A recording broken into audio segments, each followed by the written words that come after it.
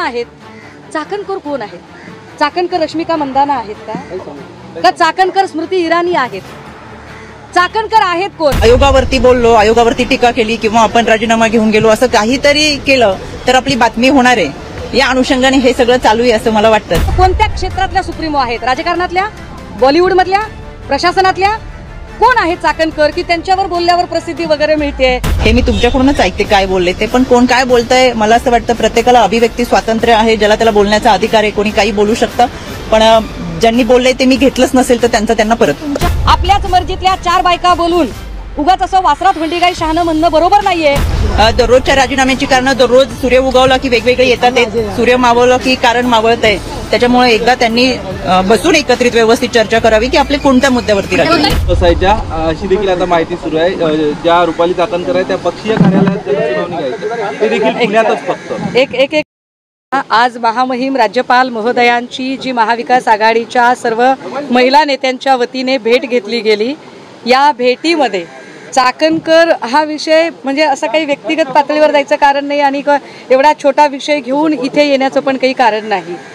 जे मुद्दे आम्ही आज इथे चर्चेला मांडलेले होते ते सगळ्यात महत्त्वाचा पहिला मुद्दा की हगवणे केसमध्ये खूप सारा राजकीय हस्तक्षेप आहे. हगवणे केसमधले ज्या जालिंदर सुपेकरांचं नाव आम्ही वारंवार घेत होतो आणि ज्यांचं डिमोशन झालं, त्या जालिंदर सुपेकरांचे सख्खे मेहुणे शशिकांत चव्हाण हे खडक पोलीस स्टेशनला PI आहेत. शशिकांत चव्हाण यांच्याकडेच हगवणे ज्या चोंदेंच्या थार गाडीतनं गेले होते त्या चोंदेंच्या 2 मुलींच्या सुनांच्या केसेस होत्या. याच शशिकांत चव्हाण यांची अरबो खरबोची वेगवेगळ्या बिल्डर साइट्स पुण्यामध्ये चालू आहेत. त्यामुळे शशिकांत चव्हाण आणि जालिंदर सुपेकर या दोघांची चौकशी करण्यात यावी या केसमध्ये. यासाठी आम्ही माननीय राज्यपाल महोदयांना आज चर्चा केली. दुसरा महत्त्वाचा मुद्दा होता लाडकी बहीण योजनेच्या साठी म्हणून जे पैसे वर्ग केलेले आहेत, विशेषतः आदिवासी कल्याण विभागाचा निधी आणि सामाजिक न्याय विभागाचा निधी, सारथी, बार्टी, महाज्योती अशा 3ही ठिकाणच्या फेलोशिप्स अजून मिळालेल्या नाहीत. त्यामुळे तुम्ही लाडकी बहीणचे पैसे द्या, पण ते पैसे देताना ज्या वंचित घटकाचा निधी आहे तो निधी अजिबात कुठेही वळता केला जाऊ नये, यासाठी आम्ही राज्यपाल महोदयांकडे मागणी केली. एक तिसरा महत्त्वाचा मुद्दा ड्रग्जचा मुद्दा गेली 2-3 वर्षांपासून गाजतोय. विशेषतः पुण्यामध्ये अनेक इल्लीगल पब बार आहेत ज्याचा त्रास रस्त्याने चालणाऱ्या मुली आणि महिलांना होतो. तर त्याही संबंधाने राज्यपाल महोदयांनी स्वतः पुढाकार घेऊन त्या जिल्ह्यांच्या SPंना बोलावून घेऊन त्यांच्याशी बोलावं, या संदर्भात चर्चा झाली. चौथा महत्त्वाचा मुद्दा जो आपण महिला आयोगाचा बोललात, आमच्या सगळ्या महाविकास आघाडीच्या सगळ्या नेत्यांचं एकमत होतं की या ठिकाणी आपण पूर्णवेळ काम करणारी एखादी अध्यक्षा द्या, ज्या पार्टी कार्यालयातनं जनता दरबार भरवतील अशा महिला काही त्याच्यात काम करू शकत नाहीत. विशेषतः ज्यांना कायद्याचा परिघ माहीत आहे अशा महिला असाव्यात त्या, कारण ज्या आत्ता विद्यमान अध्यक्षा आहेत त्या कुठल्याही कायद्याची पदवी घेतलेल्या किंवा कायद्याचा अभ्यास केलेला नाहीत. त्यामुळे त्यांना कायदा कळत नाही. त्या ईमेल पाठवण्याला सुमोटो म्हणतात. सुमोटो कसा केला जातो हेही त्यांना कळत नाही. हा त्यांचा प्रॉब्लेम आहे. गेल्या 6 महिन्यामध्ये महिला आयोगाची इतर सदस्यांची पदं भरलेली नाहीत. त्याही संदर्भाने त्यांच्याशी आता आम्ही चर्चा केलेली आहे. महत्त्वाचं म्हणजे गेल्या 5 महिन्यांमध्ये महाराष्ट्रातनं ज्या अनेक मुली आणि महिला, तब्बल ती 4 लाखांची संख्या आहे, 5 महिन्यातली 13,533 इतकी संख्या आहे आणि गेल्या 4 वर्षातली तब्बल 5 लाखांची संख्या आहे. पूर्ण देशभरातली 13 लाखाची संख्या आहे ज्या महिला आणि मुली बेपत्ता होत आहेत आणि त्या संदर्भाने महिला आयोग किंवा पोलीस काहीही करू शकत नाहीत.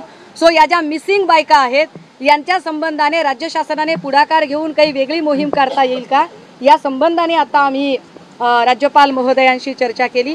आणि मला आनंद आहे की पक्षीय राजकारणाच्या पलीकडे जाऊन राज्यपाल महोदयांनी अतिशय चांगला वेळ देत आमच्या सगळ्यांचं म्हणणं ऐकून घेतलं आणि आम्हा सगळ्यांना आश्वस्त करत, ड्रग्जचा मुद्दा असेल, महिला आयोगाचा असेल, त्यांनी तिथल्या तिथे ते सगळं ऐकून घेत त्याच्यावर की आम्ही महिला आयोगाला बोलवून त्यांना आम्ही प्रश्न विचारू, त्यांना आम्ही जाब विचारू किंवा ड्रग्जच्या मुद्द्यावर नो ड्रग्ज ही मोहीम चालवली जाते तर त्यावर आपण आम्हाला कधीही कळवा, आम्ही त्यात काम करायला तयार आहोत, असंही राज्यपाल महोदयांनी सांगितलं. मला वाटतं ही आमच्यासाठी म्हणजे विरोधकांच्यासाठी ही आश्वासक बाब आहे. मागच्या राज्यपाल महोदयांच्या तुलनेत या राज्यपाल महोदयांचा हा निपक्षपाती दृष्टिकोन आम्हाला जास्त भावणारा होता. एक तर ते असं आहे की रुपाली चाकणकर म्हणतात की माझ्यावर टीका केल्यावर प्रसिद्धी मिळते, त्यामुळे ते कदाचित कोण आहेत चाकणकर? कोण आहेत चाकणकर? रश्मिका मंदाना आहेत का चाकणकर स्मृती इराणी आहेत? चाकणकर आहेत कोण? म्हणजे कोणत्या क्षेत्रातल्या सुप्रीमो आहेत? राजकारणातल्या, बॉलिवूड मधल्या, प्रशासनातल्या? कोण आहेत चाकणकर की त्यांच्यावर बोलल्यावर प्रसिद्धी वगैरे मिळते? मला वाटतं काही लोकांना फारच मोठे गैरसमज असतात.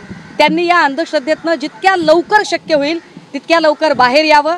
त्यांच्यासाठी तत्परतेने पुढे आलेले त्यांचे लाडके भाऊ सुनील तटकरे साहेब यांनाही माझी विनंती असेल की तटकरे साहेब, तुम्ही तुमच्या लाडक्या बहिणीला या अंधश्रद्धेतनं बाहेर काढा. त्यांच्या बोलण्याने किंवा त्यांच्यावर न बोलण्याने आम्हाला काही घेणं देणं नाही. मी तर म्हटलं ना की चाकणकर हा अत्यंत छोटा विषय आहे.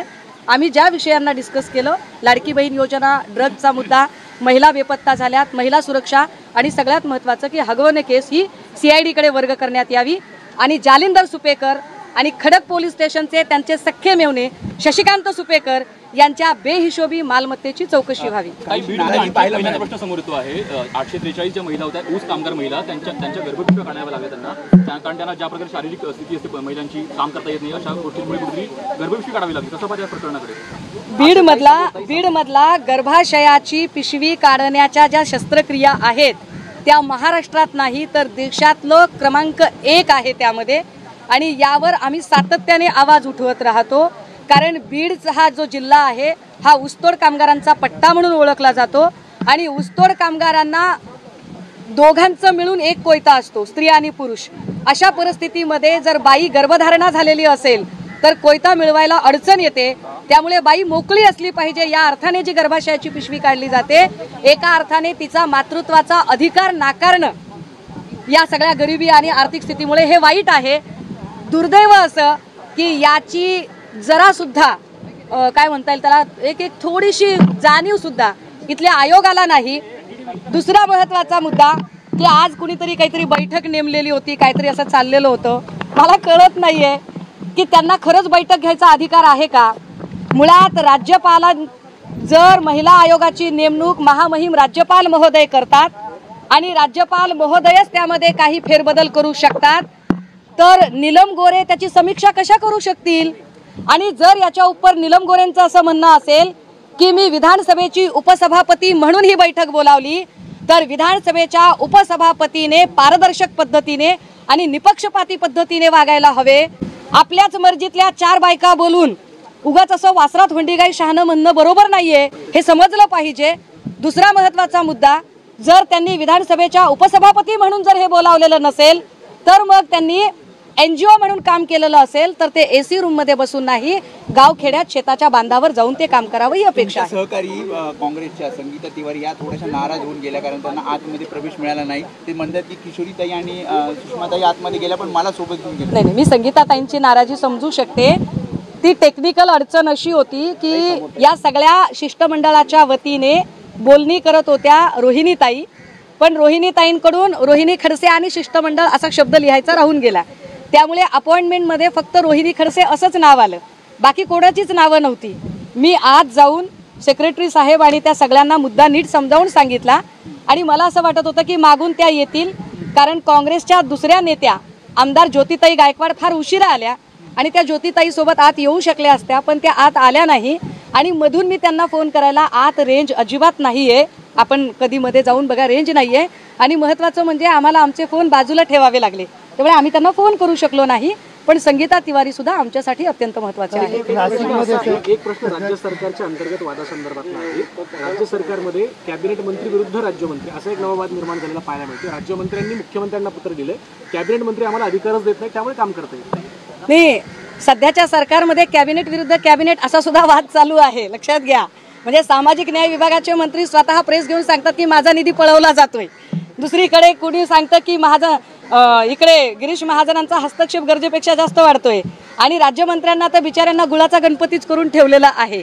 त्यामुळे हे सरकार म्हणजे येड्याची जत्रा आणि पेड्याचा पाऊस असा कार्यक्रम आहे. मला वाटतं या सगळ्या संदर्भाने सन्माननीय देवेंद्रजींनी जो सगळा सत्ता केंद्री कारभार केलेला आहे त्यातनं त्यांनी काही मार्ग काढावा आणि सगळीच सत्ता स्वतःकडे असू नये. थोड्या अगदी देवाचा प्रसाद म्हणून तरी इतरांना थोडं थोडं द्या. सब माल अंदर असा कार्यक्रम असू नये एवढी साधी अपेक्षा आहे. काही एक दुसरा प्रश्न आहे की नाशिकमध्ये सुधाकर बडगुजर जे आहे जे नाराज आहेत त्यांच्याबरोबर काहीतरी 10 ते 12 कार्यकर्ते. गिरीश महाजन असं म्हणतात की संजय राऊत अनेक जण नाशिकमध्ये नाराज होतात आणि नाही, मला नाही वाटत. मी सुधाकर बडगुजर यांना आधी बोलून घेईन आणि ते बोलल्यानंतर मी आपल्याकडे व्यक्त होईन. कारण जेवढी माझी माहिती आहे त्यानुसार सुधाकर बडगुजर हे सन्मान्य संजय राऊत साहेबांना फार मानतात. ते त्यांचे निकटवर्तीय म्हटलं तरी चालेल. आणि सुधाकर बडगुजर हे पक्षाचेही चांगले कार्यकर्ते आहेत. मध्ये त्यांच्यावर सलीम कुत्ताच्या पार्टीमध्ये जे त्यांचं फुटेज दिसलं त्यावरून फार चर्चा सुरू झाली होती. त्यावेळेला सगळ्यात आधी भूमिका घेऊन त्यांच्या बाजूने बोलण्यासाठी मी उभी होते. पण आत्ता नेमकी काय अडचण आहे ती मला माहीत नाही. त्यामुळे मी पहिल्यांदा बडगुजरजी यांच्याशी बोलून घेईल आणि मग निश्चितपणे आपल्याकडे ती प्रतिक्रिया देईल. आयोगावरती बोललो, आयोगावरती टीका केली किंवा आपण राजीनामा घेऊन गेलो असं काहीतरी केलं तर आपली बातमी होणार आहे. या अनुषंगाने हे सगळं त्याच्यामुळे आपण काम करत राहिलं पाहिजे. लोकांचे प्रश्न सोडवण्यासाठी आपण एकत्रित आलं पाहिजे. शेवटी आपल्या सगळ्यांचं सहकार्य हे फार महत्वाचं आहे यासाठी की सर्व घटकातल्या महिलांना न्याय देण्याची भूमिका ही आपली असली पाहिजे. महाविकास आघाडीच्या महिला नेत्या ज्या आहेत त्यांनी तुम्हाला रश्मिका मंदाना म्हणून सांगितलेलं आहे की त्या स्वतःला रश्मिका मंदाना समजतात का की जेणेकरून प्रसिद्धीसाठी त्या काही बोलतात म्हणून अशा. मी आता सकाळपासून 10:30 वाजल्यापासून बैठकीला आहे. हे मी तुमच्याकडूनच ऐकते काय बोलले ते. पण कोण काय बोलतंय मला असं वाटतं प्रत्येकाला अभिव्यक्ती स्वातंत्र्य आहे. ज्याला त्याला बोलण्याचा अधिकार आहे. कोणी काही बोलू शकतं. पण ज्यांनी बोलले ते मी घेतलंच नसेल तर त्यांना अध्यक्षपदावरती नजर आहे का असं वाटते का? कारण की सातत्यानं तुमच्या पदावरती खरं तर टीका केली जाते. तुमच्या पदावरती नजर आहे असं वाटते का? आपण प्रश्न विचारताय का उत्तर देताय मला बरं वाटलं ऐकून. नाही, पण तुमचं मत काय त्या संदर्भात? हे जे तुमचा प्रश्न आहे तेच आमचं मत आहे. जाणीवपूर्वक राजकारण केलं महायुतीच्याच आहे की विरोधी पक्षातल्या आहेत? त्या संदर्भात देखील प्रश्नचिन्ह उपस्थित करत तुमच्यावर टीका केलेली आहे आणि म्हणून राजीनामे दररोजच्या राजीनाम्याची कारणं दररोज सूर्य उगवला की वेगवेगळे येतात. सूर्य मावळलं की कारण मावळत आहे. त्याच्यामुळे एकदा त्यांनी बसून एकत्रित व्यवस्थित चर्चा करावी की आपले वैष्णवी प्रकरणामध्ये काही वैष्णवी प्रकरणामध्ये एक मुद्दा उपस्थित होतोय की 71 किलो वजन हा पंखा जे आहे ते घेऊ शकतं का? कारण पंख्याला ज्या पद्धतीनं त्यांची आत्महत्या झालेली बघायला मिळाली त्यावरून प्रश्न उपस्थित केला जातो की त्यांचं वजन 71 किलो होतं. पंखा एवढं वजन झेलू शकतो का? घेऊ शकतो का? मला असं वाटतं की टीका टिप्पणी ही होत असते ते करत असतील. तो विषय बाजूला ठेवून आपण सगळेजण वैष्णवीला न्याय देण्यासाठी एकत्रित काम करूयात. शेवटी वैष्णवीच्या माहेरच्या लोकांच्या पाठीशी आपण उभं राहिलं पाहिजे. पुन्हा वैष्णवी घडू नये यासाठी देखील आपण सगळ्यांनी एकत्रित येऊन प्रयत्न केला पाहिजे. रुपाली चाकणकर यांच्यावर बोलून आम्हाला प्रसिद्धी मिळायला त्या काय रश्मिका मंदाना आहेत का? अशी खोचक टिप्पणी ठाकरे गटाच्या नेत्या सुषमा अंधारे यांनी केली आहे. महाविकास आघाडीच्या नेत्यांनी मंगळवारी मुंबईत राज्यपाल CP राधाकृष्णन यांची भेट घेतली. यानंतर झालेल्या पत्रकार परिषदेत सुषमा अंधारे यांनी राज्यपालांच्या भूमिकेविषयी समाधान व्यक्त केलंय. मागच्या राज्यपाल महोदयांच्या तुलनेत या राज्यपालांचा निपक्षपाती दृष्टिकोन जास्त भावणारा आहे असं अंधारे यांनी म्हटलंय. विरोधक प्रसिद्धी मिळवण्यासाठी माझ्यावर महिला आयोगावर टीका करतात या रुपाली चाकणकर यांच्या वक्तव्याविषयी सुषमा अंधारे यांना विचारण्यात आलं. त्यावर सुषमा अंधारे यांनी म्हटलंय की रुपाली चाकणकर कोण आहेत? चाकणकर रश्मिका मंदाना आहेत की स्मृती इराणी आहेत? त्या कोणत्या क्षेत्रातील सुप्रीमो आहेत? राजकारण, बॉलिवूड की प्रशासन कशातील सुप्रीमो आहेत त्या की त्यांच्यावर बोलल्याने त्यांना प्रसिद्धी वगैरे मिळते? काही लोकांना फारच मोठे गैरसमज असतात. त्यांनी या अंधश्रद्धेतून जितक्या लवकर शक्य तितक्या लवकर बाहेर यावं. रुपाली चाकणकर यांचे तत्परतेने पुढे येणारे लाडके बंधू सुनील तटकरेंनी चाकणकरांच्या या मनातील गैरसमज दूर करण्यासाठी प्रयत्न करावा. चाकणकरांवर बोलण्याशी आम्हाला काहीही घेणं देणं नाहीये. चाकणकर हा अत्यंत छोटा विषय आहे असं सुषमा अंधारे बोलताना यांनी म्हटलंय. महाविकास आघाडीच्या नेत्यांचं एकमत झालंय की महिला आयोगावर पूर्ण वेळ काम करणारी अध्यक्ष द्या. पार्टी कार्यालय, जनता दरबार भरवणारी महिला काम करू शकत नाही. आता विशेषतः ज्यांना कायद्याचा परीघ माहिती असणारी महिला आयोगाच्या अध्यक्षपदी हवी. विद्यमान अध्यक्ष आहेत त्यांनी कुठलीही कायद्याची पदवी घेतलेली नाहीये. त्यामुळे त्यांना कायदा कळत नाही. ईमेल पाठवण्याला त्या स्युमोटो म्हणतात. स्युमोटो कसा करतात त्यांना कळत नाही. याकडे सुषमा अंधारे यांनी लक्ष वेधण्याचा प्रयत्न केला. यावर आता रुपाली चाकणकर काय प्रत्युत्तर देणार याकडे राजकीय वर्तुळाचं लक्ष लागलेलं होतं. तर आता माझ्या प्रदेशाध्यक्ष पद, महिला आयोगाचं अध्यक्षपद याबाबत महाविकास आघाडीवाले टीका करत आहेत. ज्यांनी लक्षात घेतलं पाहिजे की मला आयोगाचे अध्यक्षपद हे महाविकास आघाडी सरकार असताना मिळालंय, त्यामुळे त्यांनी नेमकं ठरवावं त्यांना काय बोलायचं आहे ते. याआधी ज्या महिला आयोगाच्या अध्यक्षा होत्या त्या देखील एका पक्षाच्या प्रदेशाध्यक्षा होत्या. सध्या माझ्यावर टीका करणाऱ्यांमध्ये कोण आहे, तर ज्या महिला निवडणुकीनंतर बाजूला पडल्या आहेत त्यांना कोणी विचारत नाही, त्या सध्या माझ्यावर टीका करत आहेत. कारण त्यांना माहिती आहे आयोगावर टीका केली की प्रसिद्धी मिळते, असं रुपाली चाकणकर यांनी म्हटलंय. आता यावर तुम्हाला काय वाटतं? तुमचं मत कमेंट बॉक्समध्ये लिहायला अजिबात विसरू नका. व्हिडिओ आवडला असेल तर जास्तीत जास्त शेअर करा. आणि आतापर्यंत मराठी जनता आपण आपल्या या चॅनलला सबस्क्राईब जर केलेलं नसेल तर चॅनलला सबस्क्राईब करा.